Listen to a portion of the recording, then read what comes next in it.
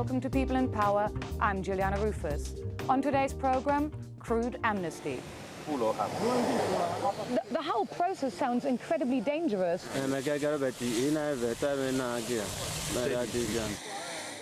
On August the 6th, 1 year ago, the government of Nigeria offered an amnesty to militants in the Niger Delta region. Over the next 60 days, 20,000 emerged from their camps, accepting the government's unconditional pardon and the promise of cash payments and training in return for their weapons. Militant groups composed mostly of young men unable to find jobs first emerged in the early 90s. Many also voiced a political agenda, protesting environmental degradation and the underdevelopment and substandard living of the Delta's roughly 30 million residents. Militant attacks had a direct impact on Nigeria's oil production and even global oil prices. But militants were also dying in army attacks across the Delta, eventually leading both sides to enter secret talks about an amnesty to end the conflict. Earlier this year, I returned to the Niger Delta to see how effective this amnesty strategy has been.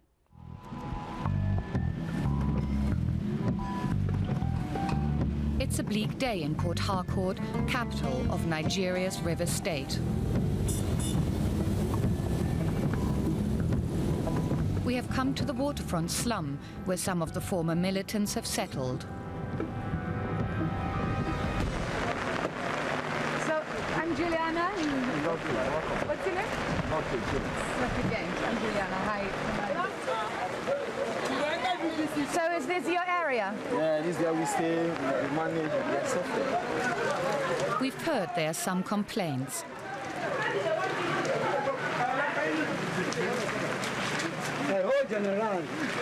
Okay, we've arrived. You don't expect me to be living here, to be working here. Look at it, the place is even leaking. And how everywhere many people stay in this room? As many as you can see us. But when you sleep at night, how many people sleep in here? At times we sleep more than 10. 10 people? Yes. 10 is even small. They say the monthly allowance they've been promised by the government is being delayed. So that was in December last year? Yeah. And did you get this money? This money? No. Philip suspects the military, which was in charge of cash distributions, may have taken a cut. But we want government to send our money to the bank, that Spring Bank, that they open account for us directly. And let the money be pushing to our different accounts so that nobody will touch our money again. Others say their former leaders have taken a percentage and are not responding to complaints. And where are the commanders now? They are in the big cities. They're in the big cities. They have money. The money that comes in, they share it within themselves. The one that does not do access, they take it away from us. They share the money between themselves, so most of them are having cars, they stay in the city. They're cheating you? They're cheating us. Very well. So we are not happy.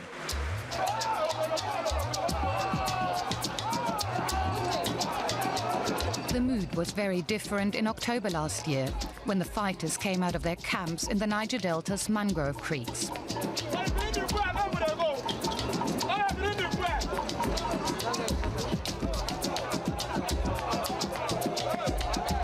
The federal government had promised the gunmen an unconditional pardon, a $400 per month allowance, and a training and reform program in return for surrendering their weapons.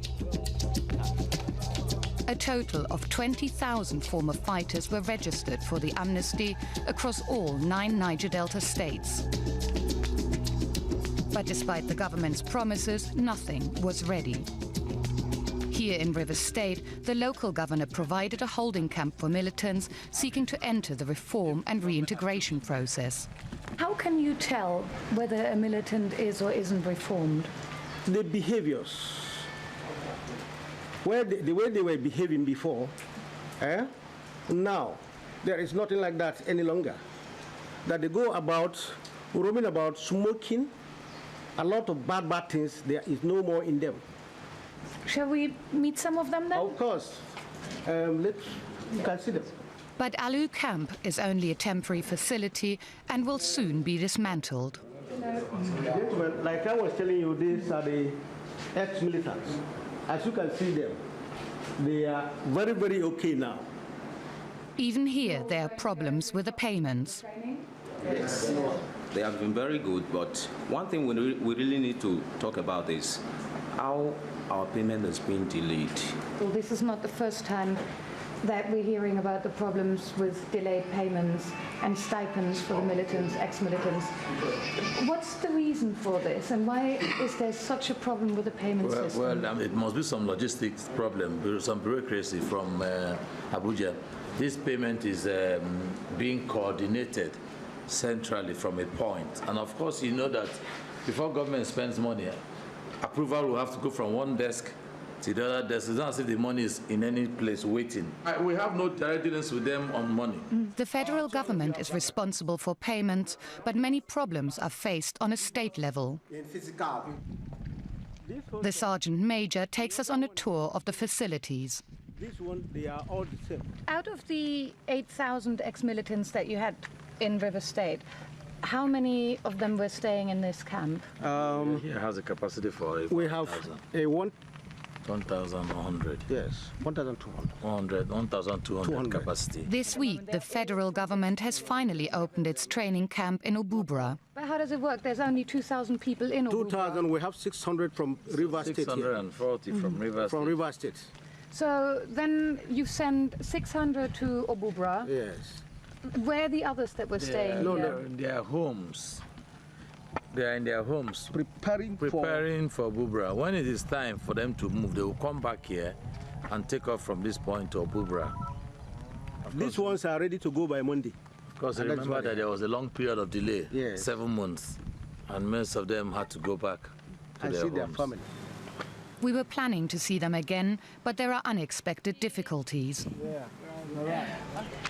We've been completely unable to establish just how many ex-militants from Alu camp have been moved to the federal training camp. But one thing that is clear, and one thing the newspapers are reporting, is that there's some serious problems there.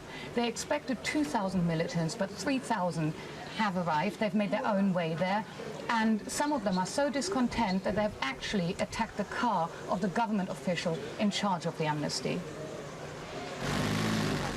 Faced with problems in their flagship training camp, the government had decided to shut out the media. We are no longer able to visit or get any official interviews. So we head back to the waterfront to hear more from the former militants. Why did you decide to go into the creeks to join the militants? I decided to join the militant because I'm born in a poor condition. It takes me many things to have food. Sometimes it leads me into begging. I beg people. Sometimes I met some people beg. I do what I don't expect to do. So push me more and more to join the militant. And the reason why I joined the militant, I don't want the unborn generation to face this same thing that I face. I want us tomorrow to become a different story. When you were staying in the creeks, the militant leaders were giving you money. Where did the leaders get the money from? From the oil company. They got the money from the oil company. We come out for them, stop all the workers. We shoot up in the air there. We shoot, and when we can shoot for like 30 minutes time, then they must obey us. So you're saying there was an arrangement between the oil companies and the militant leaders. Who was negotiating this? How did this take place? Okay, that's a good question. It takes place because we write to the company. We come to the company and let them know this is a militant. We write to them, we drop a letter with the phone number. Then they have to call the phone number, and the phone number is the leader. Then the leader will discuss with them. The militant leader? The militant leader will discuss with the company. It is estimated that Nigeria has made $6 trillion in oil revenue over the past 50 years, but the vast majority of Nigerians still live below the poverty line. Demanding a fairer share, thousands of mostly unemployed youth took up arms. At the height of the conflict, gunmen attacked installations, sabotaged wellheads and tapped oil from the company's pipelines, reducing Nigeria's oil output by at least 20%. Oil multinational Shell is the main operator in the Niger Delta. The company denies that payments to militants have ever been made. Shell say that sabotage has dropped over the past 12 months and that there's been a surprising shift. As a result of the amnesty, what's also happened is that the incidence of vandalism, and particularly crude oil theft, bunkering, has increased as we get more access to the delta. So do the crude oil thieves. According to Shell, 98% of spilled oil is now due to oil theft, or bunkering as it's known locally. There is, of course, a controversy about is it really bunkering that's responsible for the leaks, or is it, in fact, aging equipment and oil spills? How do you establish what the real cause of this is? Every time there is a spill, then we have what's called a joint investigation visit, which is a visit by people from Shell, people from the government, and people from the community affected by the spill. And they together agree the cause of the spill and the size of the spill.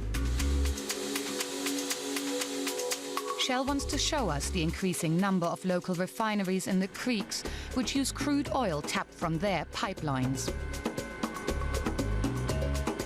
Barges like these then ship the crude out to the open sea.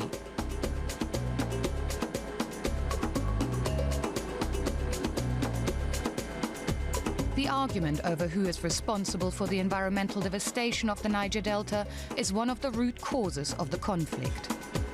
The armed groups blamed spills on the oil companies' aging equipment, demanding huge amounts of compensation, whilst the oil companies say virtually all spilled oil is due to illegal tapping.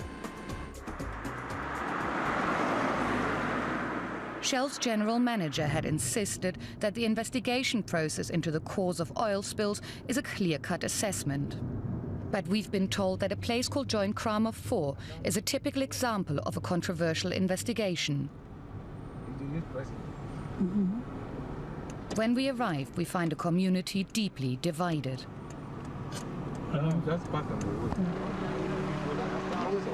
Hello, are you famous? Yeah, I'm famous. Nice to meet you, I'm Juliana. Juliana. Hello. The men who've come to meet us have been expelled by a rival group of village officials. They say the group is backed by the police. We stay in the bush because of the fear of the police and the harassment. We don't have fear. We don't have the freedom of staying at home. And this is a copy of... The Niger Delta is plagued by countless localized conflicts. When oil companies do make payments, they often ignite disputes and violence between rival clans. If you go to the forest, you see oil spillages. Famous begins to tell me about the nearby spill and about the visit of a joint investigation team tasked with determining the cause of the pollution. They will come, they will look at the place and they will tell you, they will come and give you a report later. Why is that a problem? What happened? What they will do, okay, sign your column as a representative of the community that they have come to do the JIT, the Joint Investigation visit. And as soon as you sign, they will take the blind, just take it like that and go to the office. And whatever thing they feel like to feel, they will feel it there. And most of the time, they don't even feel anything because they will tell you it is equipment, it is sabotage. Suddenly, the conversation is interrupted. At the site. Excuse me now. Excuse me. See, excuse me now.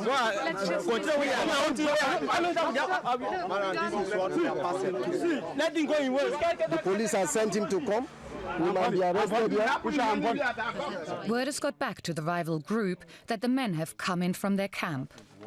Yeah, you should move. You should move. It will be safer for you because we want to go back to the camp. In that case, we go. But we have your phone numbers, yeah? Try to. We'll speak. Yeah. Thank you. I'm sorry about this. Thank you. Thank you very much. Okay. Thanks.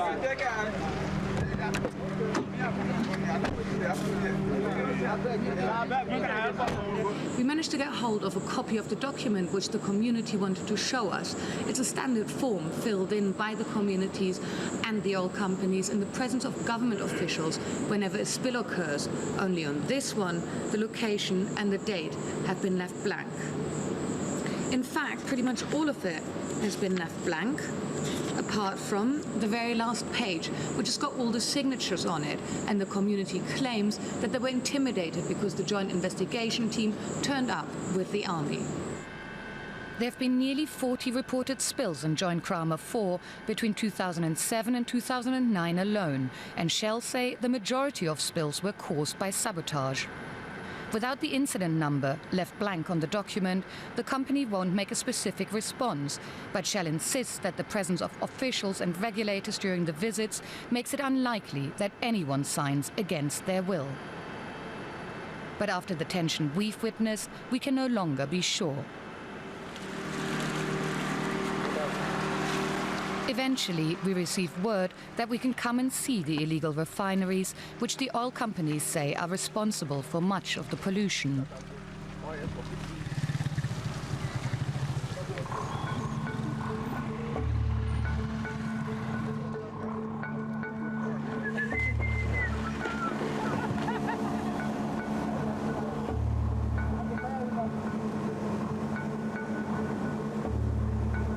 The damage from oil spills is everywhere.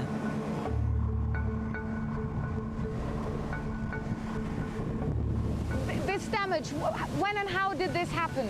This is as a result of a major oil spill that happened here because of equipment failure from Shell.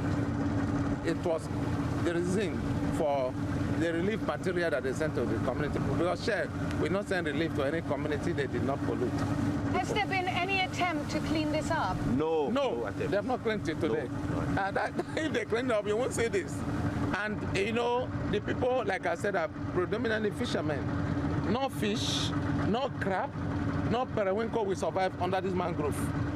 This is supposed to be a thick mangrove forest that keeps the seafood, the fishes, they survive under this. But with this now, they are all dead. Shell has admitted to 2 operational spills in 2008. The company says primary cleanup has been completed, but that compensation negotiations are now in deadlock over the extent of the spills. Smoke indicates that we are reaching a refinery.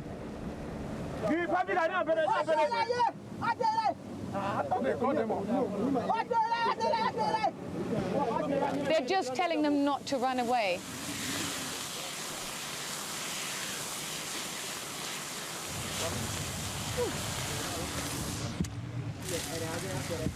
We are actually surrounded by illegal refineries. Everywhere you look on the horizon, there's at least 2 there. There are 1, 2, 3, 4, 5, 6, 7. I mean, it's too many. It's about 10 just over there. The workers here follow a basic refining process by heating crude in drums, distilling it until kerosene, petrol or diesel is obtained. The whole process sounds incredibly dangerous. It's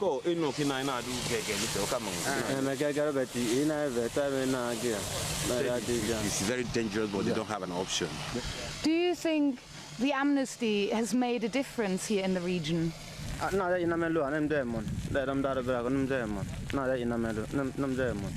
According to him, he said the amnesty was basically for those that were carrying arms and kidnapping people in the Niger Delta. But those of them that their rivers have been devastated and onto the amnesty was not extended to them. Some people would call you a criminal. Do you think that's fair?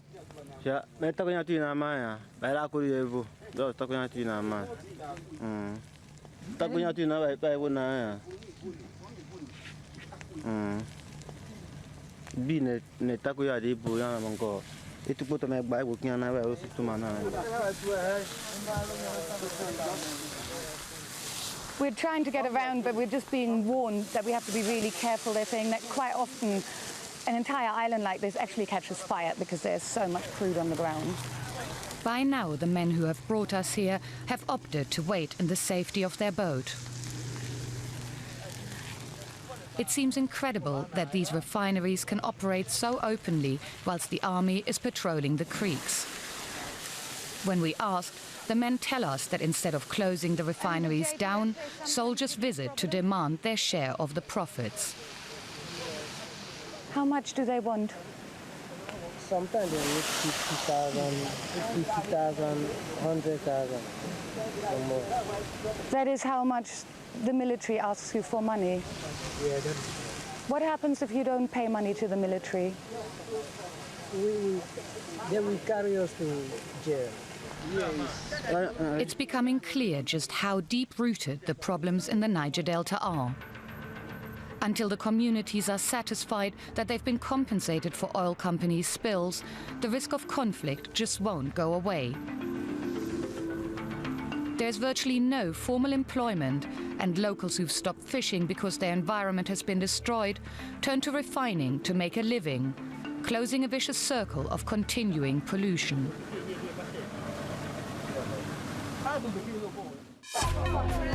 Meanwhile, around 1,000 demonstrators have gathered in the capital Abuja. The men say they too are ex-militants who should be added to the 20,000 registered in the government's Amnesty program. There are suspicions that many are unemployed youth tempted by the $400 monthly allowance.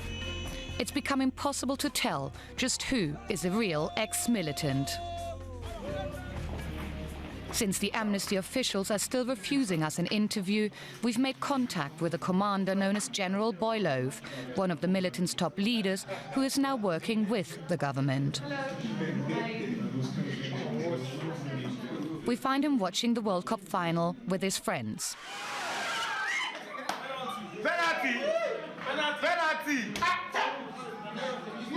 For the Amnesty to work, leaders like Boylove must make sure the concerns of the former militants are settled. I think what the government promises the Niger Delta people, I think they are working up to it, so we don't want anything to obstruct the government because we've been fighting for our rights. And right now, what we are seeing, I think the government are working hard to make sure they meet up with the demands of the Niger Delta people.